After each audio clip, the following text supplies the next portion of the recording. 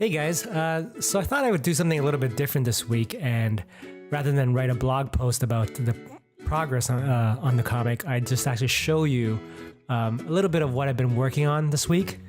I've been doing a lot of writing, and I've actually started laying out the new season, and with that comes new characters.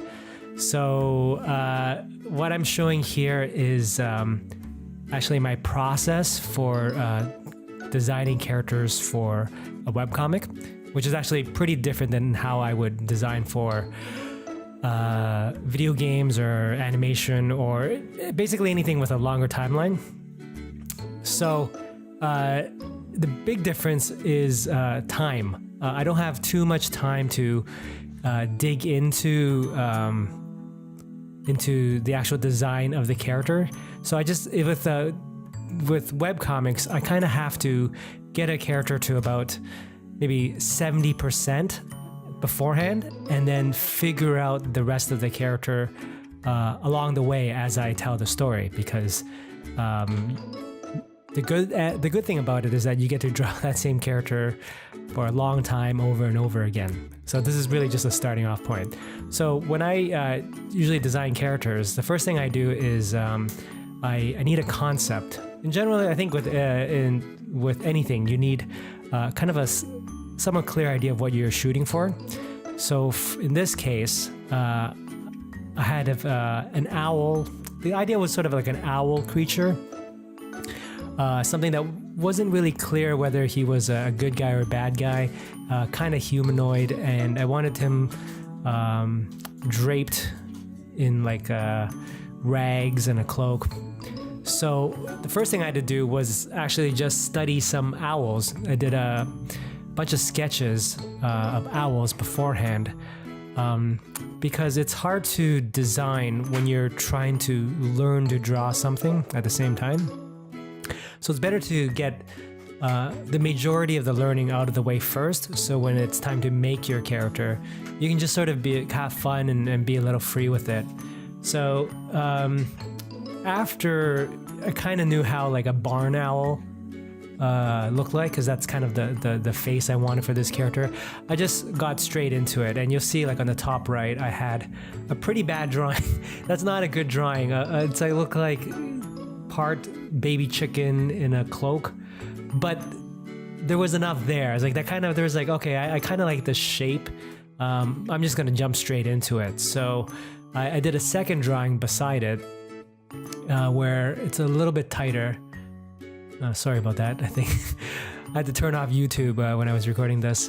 It's a little bit tighter, and it's still pretty loose. I'm not trying to make a beautiful drawing. One of the key things is that you're not making an illustration when you're doing character design. You are designing. So I drew enough for myself, because you're doing it for yourself. You're not showing it to anybody unless you're doing it for a client. I drew enough to know what I wanted, and then I stopped. I didn't make any nice line art or anything. Then I blocked in on another layer. I blocked in the shape of the character, the silhouette, because that's super important. And generally, when we look at anything, the first thing we're aware of is shape. Shape language is probably the most important thing when it comes to design. After that, after I like the overall shape of the character, I want to get into color as soon as possible, because that also has something to do with shape. I'm not looking for like the perfect gradient, or I'm not looking to render anything, but I'm trying to break up the different elements in the character so they're easily read, especially with a character like this, which is basically one kind of big hulking shape, and a lot of his features are kind of pulled in. It's important to be able to separate those elements. So I know I wanted, I was okay with some of it blending in. I was okay with like the majority of his body kind of being one big triangular shape, but I wanted the face, and I wanted his scarf, and I wanted his cloak to be really separate. So that's why I chose. I mean, barn owls. They have these kind of ghostly white faces. I don't know what I was doing there, and so that was an easy choice. Jeez, I may need to edit that out later. Yeah, so I wanted to separate this face and the scarf. That's just kind of, the scarf was more kind of a design element. I wanted sort of one colorful part of him to separate him. I kind of saw this character as kind of sitting in the dark a lot, so I wanted an element in there to just give it a, like, if he saw him in the darkness, I just wanted something colorful there so that you can recognize that, oh, that's this owl type creature. And then once I have that, once I've made those big choices, that's when I can kind of go in and draw the character for real and kind of refining the character. And you'll see I'm kind of drawing and painting at the same time. That's something I'm actually thinking about trying out for this new season, because I do the comic mostly by myself. I do get a little bit of help with the colors from Christine Dow, who's amazing at what she does. But generally, it's a one-man show. So I found in the last season, I was laying out the comic, penciling it, inking it, coloring it, and then lettering and writing it, and it was just like, it was like a 12-step process for the comic. And by after step 2, it was just an exercise in discipline. I was just so bored and sometimes even frustrated with how slow everything was taken. I knew there's another 8 steps after that just to finish the comic. So I don't know whether this is gonna work, and what I'm hoping for is that I can just kind of keep things kind of loose and organic. I can just do it all at once. I can paint when I need to, and draw when I need to, and hopefully the comic, it's gonna have there's no way around it. At the pace that a webcomic needs to be done, it's gonna have a little bit of a rougher feel, but I'm hoping that it'll actually look a little bit better and a little bit more energetic. Yeah, so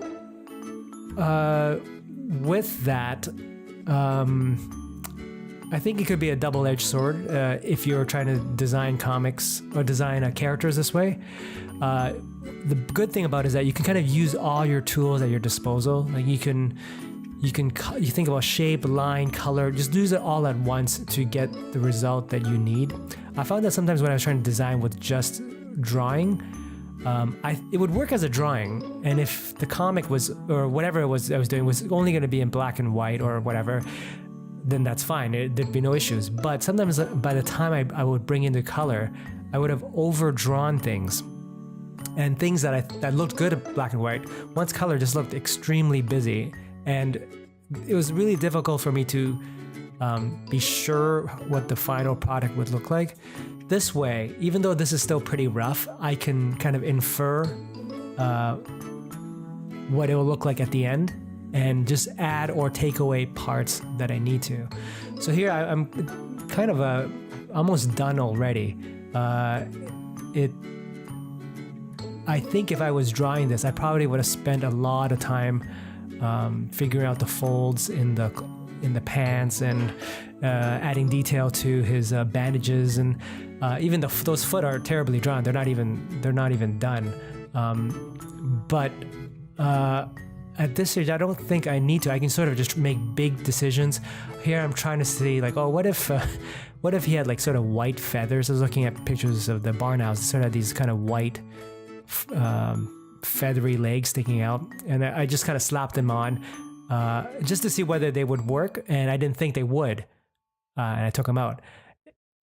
If I had drawn them, I may actually have drawn, if I was going to draw this thing, I may have rendered those feathers, carry through the completion, and then in the coloring stage decide that, oh, I didn't like it, and remove it. So anyways, that's kind of as far as I went with this character, because at this age, I was like, okay, I like it enough. I can figure out the rest on the page. I don't really need to figure out how to draw him, because I know kind of how he looks like, and he can come to life in the story.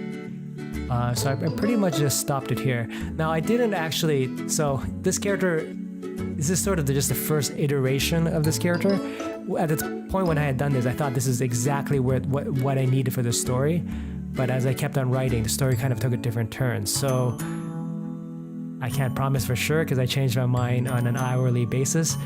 But you will see a version of this character in the final comic. But he won't look exactly like this. So it actually may be kind of interesting for you to see how he ends up. So anyways, I hope you like that. And let me know what you think. And if you guys enjoyed that, I'll try to do some more. Thanks.